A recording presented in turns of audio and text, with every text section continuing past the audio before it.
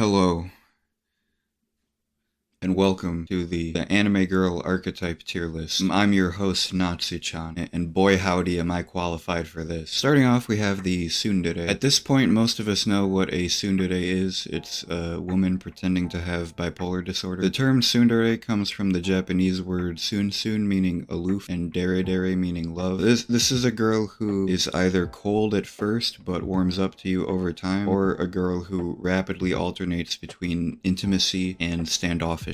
Examples include Asuka from Evangelion, Taiga from Toradora, my ex-girlfriend, and Squidward. Now, you'll want to be very careful in telling the difference between a tsundere and a woman who just doesn't like you. The best way to find out is to ask the woman if she's a tsundere, at which point you can be 100% certain that she doesn't like you. Tsunderes can often create this push-pull relationship where you're not sure exactly where you stand. They may intentionally or unintentionally create a dopamine feedback loop where you get addicted to their affection and experience withdrawal whenever they take it away. I find that sort of thing kind of fun, so they're going in A tier, but I wouldn't recommend them to the common man. Yanderes are another commonly known anime girl trope. These are women who are pretending to have borderline personality disorder. The most famous example would definitely be Yuno Gasai from Mirai Nikki or Future Diary. Misa from Death Note would also kind of fit in here. Ted Bundy would be another great example. My personal favorite is Ringo from Penguin Drum, but my wife Himari doesn't really like that opinion. Yandere comes from the Japanese word yanderu, meaning to be sick. These are women who are unhealthily obsessed with their love interest, latching onto a favorite person and becoming devoted to them in mind, body, and spirit. Yanderes are perfect for either very vulnerable or very narcissistic men. Considering that I am both of these things, you would think I'd put them in S tier, but unfortunately, a defining characteristic of the yandere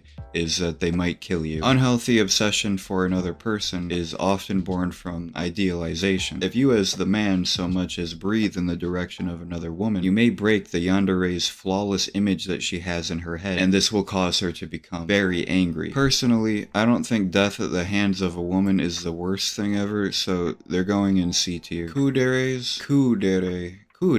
These are characters, women, but characters, who appear to be emotionless, otherwise known as women pretending to be autistic. Watashi wa on the spectrum. Watashi wa densha ga daisuki desu. Boku wa choo-choo. Autistic? More like odd-istic, huge. Ku comes from the Japanese word kuru, meaning cool. The actual Japanese word for cool is kakoi, I think, but there's like a loan word. I'm not explaining this. It's important for this trope that they only appear emotionless and stoic, because deep down they're not. Famous examples would include Mikasa from Attack on Titan and Rei from Evangelion. I don't really like this type very much, and it's mainly because of the putting up a front part. In my personal experience, the front is a trauma response, and if you dig enough and get them to open up, the trauma actually ends up being kind of lame. I prefer tsundere trauma myself. I'm gonna put Kuuderes in C tier below yanderes because I'd rather be killed than ignored. Danderes are like Kuuderes, but they're not faking it, they're just actually autistic. Contrary to unpopular belief, danderes are not women who love guys named Dan. Dandere comes from the Japanese term danmari, meaning silence. The defining characteristic of the dandere isn't necessarily that they're emotionless, but that they're shy, anxious, not due to putting up a front, but more so just a fear of like committing a social faux pas. Outside of the internet, I'm a bit of a dandere myself, so I think there'd be a big relatability factor between myself and Mio from K-On! I don't think it's likely that a dandere would like me, but I think we would make good friends, so I'm gonna go ahead and put them in A tier. Leaving the deres behind, we stumble upon the moe character. These are women who are pretending to be innocent. Moe refers to a character who you feel the need to protect, in part due to their naivete and helplessness, but also their naturally submissive and adorable nature. A few great examples would be Tsukasa, I think, from Lucky Star, and Kenny from South Park. They are often pure at heart and are considered one of the most wholesome tropes, although they can be paired with many other types, including the dere types, so the overall category of moe is a little broad. I think you could technically have a tsundere moe character as long as her mental illness was adorable. And I'm gonna be frank, in my opinion, it's not enough to be cute. Moe on its own doesn't appeal to me, because although as a male I have protective instincts, they're not triggered by somebody being cute. They're triggered by somebody being schizophrenic. However, there's nothing really offensive about moe, so I'm just gonna stick them in D tier. Nadeshikos are characterized by being perfect, polite, reserved, soothing, intelligent, and ladylike. These are women who are just pretending. The term itself actually refers to an ideal Japanese woman. With all due respect, it sounds like these bitches be hiding something. I'm reminded of an old harem anime called Shuffle. Hey! Kaide! Nice to meet you. I'm from the KKK. Who's that guy, Reed? He's from Kaide's fan club, the KKK, the Knights of Kissy Kaide, not the guys with the sheets. There's a character named Kaede who I think would appear to be like a Nadeshiko type, acting as the perfect, loyal, docile Asian wife of your dreams. And then she turns out to be a Yandere, which sounds like something that would happen every time. If we think of these archetypes like Pokemon, Nadeshikos are sort of like the second evolution of Moe, and the third and final evolution is Amber Heard. I understand I'm being a little bit biased here because nowhere in the trope does it say that the Nadeshiko is hiding anything, and anime girls don't have to be realistic, but she feels designed to be an S tier, and I don't like that. Also, even if she was perfect, I don't think I'd get along with the type, but frankly, I don't think the type exists anyway. Nadeshiko is gonna go in E tier, but it's kind of like a it's not you, it's me sort of thing. Genki describes characters who are very lively, very energetic, very eager. These are women who are pretending to be happy. The word Genki translates to vigorous, vital, in good health, etc. Examples would include Tomo from Azumanga Daioh, Minori from Toradora, and I think Fred would fit here as well. I respect this energy because I don't have it myself. I would consider myself pretty much the opposite of Genki. I can't tell if I'm attracted to this type or if I just want to be this type. I think I'm gonna put them in B tier. I don't think I would be able to keep up with their energy, but they'd be fun to be around. They would probably be great for like the average introverted male weeb though, so I could definitely see them higher for other people. Up next we have Lolly. Ah yes, my favorite. Small girls, big problem. These are women.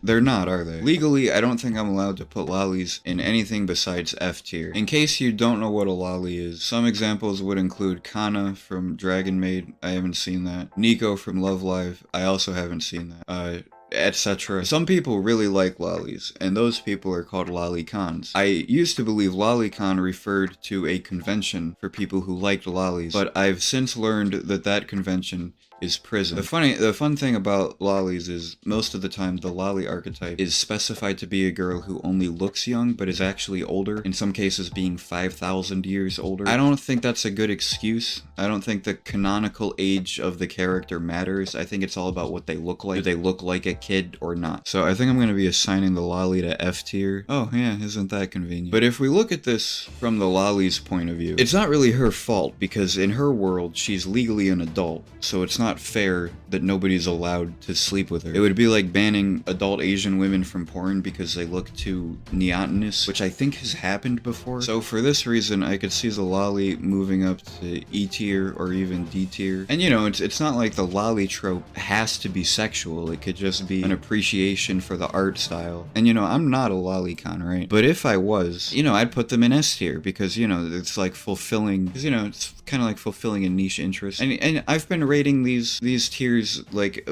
with my own subjective opinion. Maybe it's time to be objective. So really, I could see the lolly in F, E, D, or S. So with all this in mind, I think it would be best to give the lolly its own tier called Feds. Up next is the Ojou trope. Ojou translates to princess or queen. These are women who are pretending that their dad doesn't own Walmart. These are not gold diggers, they already have gold. The most obvious example would be Kaguya from Love is War. Maybe one of the rich Neko women would fit. Also Beyonce. This is going to be kind of a quick one because I don't really like them, and I don't think they would like me either. Frankly, I'm intimidated by their sophistication. I have no interest in behaving in a high-class manner. E tier, but there's no animosity. Returning briefly to the deres, Kamideres are women who want to be worshipped, or that they see themselves as a god, hence Kami being Japanese for god. This is a woman who's pretending to have narcissistic personality disorder. Examples include Haruhi Suzumiya, Light Yagami, the alter ego of my waifu, and Kanye West. I'm not gonna lie,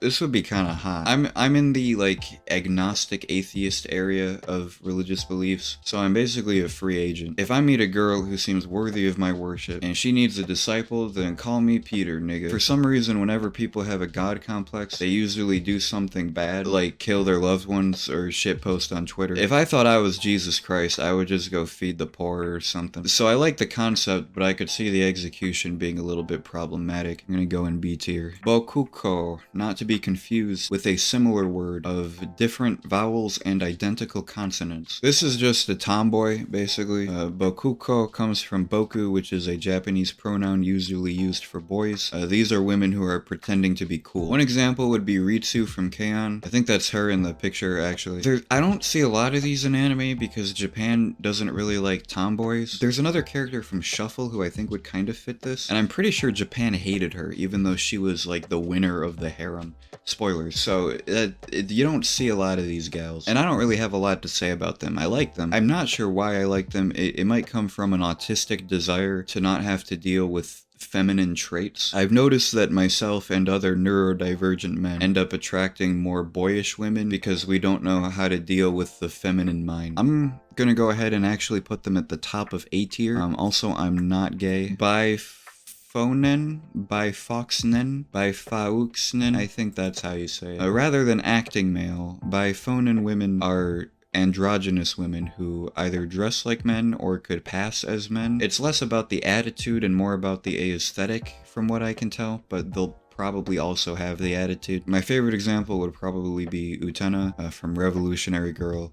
Utena. When it comes to my interest in masculine women, it's definitely more about the attitude than the appearance. I don't mind short hair or other aspects of androgyny, but there comes a point where I might as well be fucking my homies. I think with these women, they would just have to peg me, because otherwise it wouldn't make sense. Someone asked me last week if I would date a woman taller than me, so a woman who was, you know, like 6'7", of course, and I said yes, as long as she, like, always decides where we go to dinner. I need the attitude to match the aesthetic. So I think a similar thing would apply here. I'm still a little bit ambivalent about them. I'm gonna be putting them at the bottom of B tier. Dojikko. Dojikos are girls who are super clumsy, and I'm pretty sure that is the literal translation of the word. All we really know about this type is that she's clumsy, so there's not a whole lot to go off of. Is she clumsy because she gets nervous around her crush? Is she clumsy because she's autistic? Is she clumsy because she's currently on fence? These are women who are pretending to be retarded. Examples include the green hair girl from Tokyo Mew Mew, probably Miranda from D. Greyman, and me if I was a cute anime girl instead of a hood nigga from Compton. I wouldn't really mind a clumsy girl. I think it's kind of cute. I don't really grade women by their competence. I also wouldn't want to be the clumsy one in the relationship. At some point, I'm sure it would get annoying, like, wow, sweetie, you dropped a plate for the 178th time this month. I'm so glad that's all you ever do. Japan really likes repetitive humor, but the airheaded female side character breaking dishes stops being funny to me after the first or second instant, so I can't imagine having to live with one. I'm assuming she would at least be shameful, which is kind of cute. I like it when women experience shame. That's not what I mean. I just, like, if you're gonna, like, oops, I can't do it. I'm a hood nigga from Compton, but, like, you get the idea. I think I'm gonna put them at the top of C tier. Meganekko. When I first saw this name, I thought it meant big cat, and frankly, I think that would do it for me. But no, it's just a girl who wears glasses. Megane is the Japanese word for glasses. These are women who are pretending to wear glasses. Generally speaking, this type is sweet and shy, and unlike Dandere's or Kuudere's, she has to be smart to fit this trope. So this is an intelligent woman. You can tell due to the glasses. Examples might be Homura from Madoka, Daria would be a good example. Meg Griffin. The real defining characteristic is the glasses. And honestly, with the way I dress, the more blind the better. I do value intelligence a lot, but it seems like in this case, the intelligence is tied in with, like, studiousness. I could also see myself getting friend-zoned by this type, because it's happened before. I'm thinking bottom of A tier, actually. Imouto. I knew what this one meant immediately. I have a lot of experience with this word. Imouto is Japanese for little sister, but you know, How little? I could have a little sister who was 21, surely that makes it legal. I don't have any siblings, and I almost never watch incest anime. The little sister trope does nothing for me, even from, like, an affectionate, non-romantic, non-incestuous standpoint. If I had a little sister, I would probably just find her kind of annoying. I would rather have a little brother so I could teach him how to throw knives and get pussy. Honestly, I'm thinking this is the first F tier. I would rather raise my own child. Ane is Japanese for big sister. Now we're talking. How big exactly? Well, it doesn't really matter. Like I said, I don't have any siblings to influence my rating here, but I do prefer seeing this dynamic in anime over the little sister dynamic. And the reason for that is because if I'm gonna self-insert into an anime, I'm usually gonna see myself as like the male main character. And I prefer when I'm not the incestuous pedophile. I like when women take on that role for me. It's a very endearing fantasy to be taken care of and looked after by an older sibling. And to be clear, I know I've been sexualizing all of these tropes, but the little sister, older sister cliche doesn't necessarily have sexual origins. I'm pretty sure the only reason these types of relationships are explored so much in Japanese media is because familial bonds are considered a more pure form of love. When you bring yourself out into the world in search of romance, it's a very terrifying experience because you're opening yourself up to judgment from people who grew up in a completely different setting than you, maybe different culture, but nobody can understand you as well as your siblings, even if those connections were forced by circumstance. You're sort of in an inescapable arranged marriage with your brothers and sisters. Combine that with Japan's very strict culture of obligation to your family, as well as their declining birth rate, and you can see why they may romanticize sibling affection, even on just an emotional level. That being said, if I had an older sister, I would definitely want to hit, so I'm putting that in high B tier. Sensei is a more well-known Japanese word meaning teacher. Examples would include Yomikawa from A Certain Magical Index, Yoko Littner fits, I'm pretty sure, and Miss Frizzle. I had a crush on one of my teachers in high school, and she gave me over a 95 on every essay I wrote. Unfortunately, it didn't work out. Not because I was a minor, but because I'm black. I kind of like it when women teach me things. In my experience, they don't like teaching me things. Being mentored isn't even necessarily like a sexy thing. I mean, yeah, it is. I'm a little stupid. Why don't you fix me, you beautiful, big, beautiful woman? Why don't you come over here and teach me a fucking lesson? I'm gonna put her in a cautious A tier, but she could drop down to B if she is too strict. Miko is a strange one. This trope refers to a shrine maiden derived from the Shinto religion, and referring to a woman who has supernatural powers that she may use to ward off or purify evil spirits. These are women who are pretending to be schizophrenic. Examples include Nozomi from Love Live and Kagami and Tsubasa from Lucky Star. Mikos are characterized as chaste, modest, and mysterious. I'm a pretty open-minded guy, and I could see myself supporting her in her endeavors to repel Oni and channel messages from the gods. But deep down, I would think it's kind of stupid. I'm sure she's a nice girl, but I'd rather worship my girlfriend than have my girlfriend worship someone else. She's going in D tier, but I'll put her above the Moe. Aidoru, I think that just means idol. I'm not gonna look that one up. Right off the bat, I gotta say I probably wouldn't like her. There's a certain diva attitude behind the charming facade of most idols that would probably drive me insane. The music's kind of bad.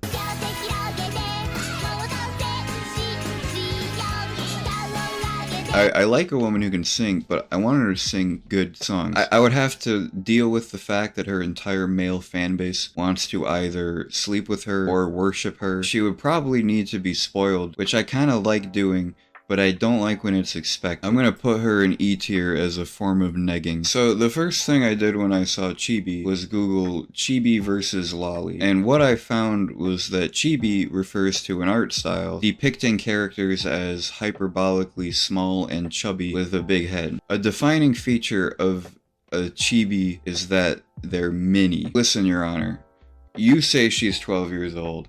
I say she's mini. This is apparently in contrast to Lolly, which refers to young girl, although again, 5,000 years wouldn't be young. Anime Expo has a spin-off convention every year called AX Chibi, because it's like a smaller version of their normal convention. And I think I'm going to start my own spin-off where you have to be under 18 to attend, and it's going to be called AX Lolly. And if anyone above 18 enters the convention, they immediately get shot in the head. Anyway, chibis are stereotypically crybabies who nobody takes seriously. Kinda reminds me of Imouto. I don't find them cute, I kinda want to punt them like a football. Chiyo made it hard for me to get through Azumanga, so I'm gonna go ahead and put her in F tier. Below the little sister, because at least like the little sister and I are like related.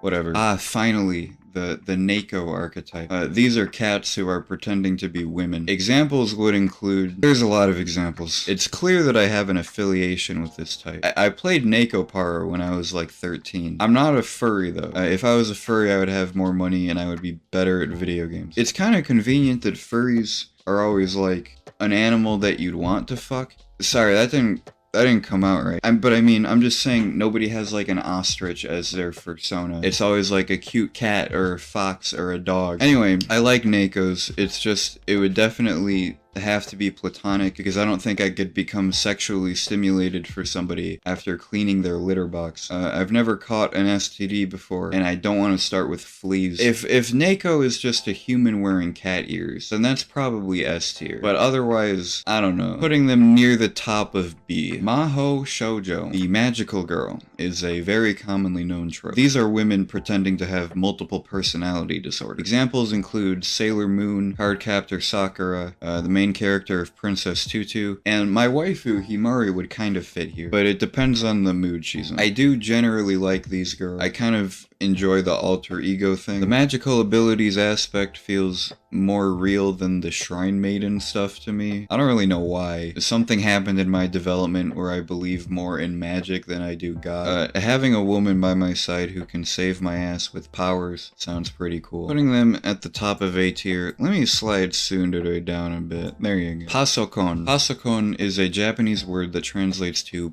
personal computer. So in other words, this is a woman who is a robot. Examples would include Chi from Chobits, Aegis from Persona 3, maybe Lane depending on your interpretation. I hate to be this guy, but this is an immediate S tier. It's not even necessarily from like a romantic standpoint. I'm not even sure any Pasokon woman would even be capable of experiencing love. And as much as DeviantArt has tried to convince me to the contrary, there's really no good way to have sex with them. But I'm fascinated with the robotic mind. She's going to tell you everything that's wrong with you, and maybe everything that's great about you. Not in a hateful or a passionate way, but just in a these are the facts way. And that's the kind of autism I need in my life. I wouldn't want her to be like my subservient AI robot either. I would treat her as an equal. I would want to fill her with as much knowledge as possible to combat her naivete in the human world. I can sense like a playful dynamic where I tell a joke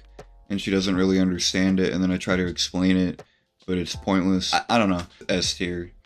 That's S tier. Chikyuugai. Chikyuugai is a Japanese word that translates to extraterrestrial. So these are alien women. Examples would include Aisha from Outlaw Star, Kagura from Gintama, Haruko from Fulikuli, Mihoshi from Tenchi Muyo. It's worth noting that a disproportionate amount of alien women in anime are black, which makes sense because when I visit Japan, I'm probably gonna feel like an alien. Watashi wa nigga, boku wa Kentucky Fried Chicken hoshi desu. This trope is kind of like the passport bro ultimate dream. Some men hate women in the West, but that's because they're betas. If you're a real Chad like me, you hate all women on Earth. If she's beneath the ionosphere, she's a thought. This may come as a surprise to almost none of you, but she's going in S tier. I know that a lot of men who would put like robots and alien women in S tier would be doing so because they want to take advantage of them. In my case, I really just think we'd get along better. I feel like I was born on the wrong planet. Alright, that concludes the list. As you can see by this distribution, generally speaking, I like women. If you disagree with my placement, be sure to voice your opinions below. My taste in anime girl archetypes is probably a bit unconventional. Anyway, thank you for watching, and peace out, Waddle Gang.